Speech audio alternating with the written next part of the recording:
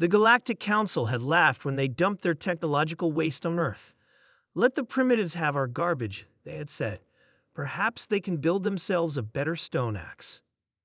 Commander Jack Reynolds ran his hand along the gleaming hull of the Phoenix. The ship hummed with power that the aliens couldn't begin to comprehend. 50 years ago, humanity had been gifted what the Council considered useless scrap, outdated components, broken machinery, and experimental failures. They never expected what humans would do with it. "Status report," Jack called out as he strode onto the bridge. The command center buzzed with activity, holographic displays flickering with data streams that would have overwhelmed most Council species. "All systems optimal, Commander," replied Lisa, his second-in-command. Her fingers danced across the neural interface, connecting directly with the ship's artificial intelligence. "The quantum drive is stable at 110% efficiency." Jack nodded. The quantum drive was humanity's crowning achievement, a propulsion system that bent spacetime in ways the Council had theorized, but never achieved. And they had built it from discarded alien experiments and Earth metals.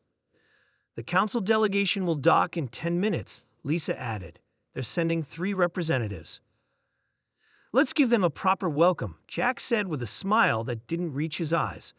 The Council had ruled the galaxy for millennia, categorizing species by technological achievement. Humans had been classified as a Class D civilization, barely spacefaring, suitable only for exploitation. The gift of technological waste had been meant as an insult, a way to keep humans occupied while the Council harvested Earth's resources. But humans had a particular talent the Council hadn't accounted for: adaptation. Where alien species specialized and developed technology along predictable paths, humans took disparate elements and combined them in ways that made no sense to conventional thinking.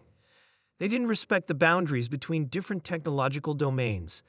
They experimented relentlessly. The docking bay doors slid open, revealing 3 Council members. Ambassador Torin, tall and blue-skinned, led the delegation. His species had developed quantum computing. Beside him walked Representative Mila, whose people had mastered energy conversion, and Elder Dax, whose ancient species had pioneered faster-than-light travel before statmating. "Welcome aboard the Phoenix, Jack said, extending his hand, the human gesture of greeting that still confused most aliens. Torin ignored the hand. "We are here for the demonstration you promised, Commander. I must say, we find your claims difficult to believe." "You'll see for yourself soon enough," Jack replied. "Please follow me." The tour began in engineering, where the reactor core pulsed with a blue light that made Elder Dax blink rapidly in surprise. "This is impossible," the Elder muttered. "You've created a stable zero-point energy field." "We call it the infinite core," Lisa explained. "It draws energy from the quantum vacuum. The components were in that batch of experimental failures your scientists discarded." "Our scientists determined that approach would never work," Mila said dismissively. "Your scientists didn't try combining it with human superconductors," Jack countered. "Sometimes fresh eyes see new possibilities." Next came the navigation bay, where human operators interfaced directly with the ship's systems through neural links. "Your species lacks the brain structure for such connections," Torin observed. "So we built new pathways," Lisa said simply. By the time they reached the weapons bay, the Council members had fallen silent. The defensive systems aboard the Phoenix incorporated principles from a dozen alien technologies, seamlessly integrated with human innovations. This ship could outfight an entire Council battle fleet. Torin finally said, his voice low. Jack nodded. "It could, but that's not why we built it." "Then why?" asked Mila. "To explore, to learn, to prove that we deserve a seat at the Council, not as subordinates, but as equals." The final stop was the bridge. As the delegation entered, the main view screen activated, showing Earth glowing blue and green against the blackness of space. "In 50 years, we took your discarded parts and built not just this ship, but an entire fleet," Jack said. "We've established colonies on Mars and Europa. We've developed technologies your scientists declared impossible. And we did it all because you underestimated us." "Is this a threat, Commander?" Torin's voice had an edge to it now. "No, Ambassador. It's an invitation.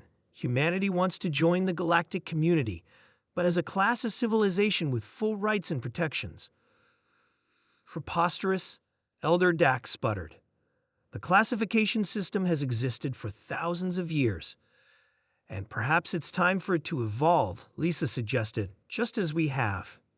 Jack activated a control panel, and a holographic projection filled the center of the bridge.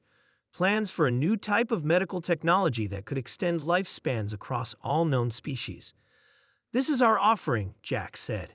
The first of many innovations we're prepared to share freely and openly. We don't want domination, we want collaboration. The council members exchanged glances. The council will need to deliberate, Torrin said carefully. Of course, Jack replied. But remember this, you gave us scrap, thinking it would keep us busy while you decided our fate. Instead, we used it to decide our own. As the delegation departed, Lisa joined Jack at the viewport. Do you think they'll agree? She asked. Jack watched the council ship grow smaller against the stars. They don't have much choice. We've proven what humanity can do with scraps. Imagine what we could accomplish as true partners.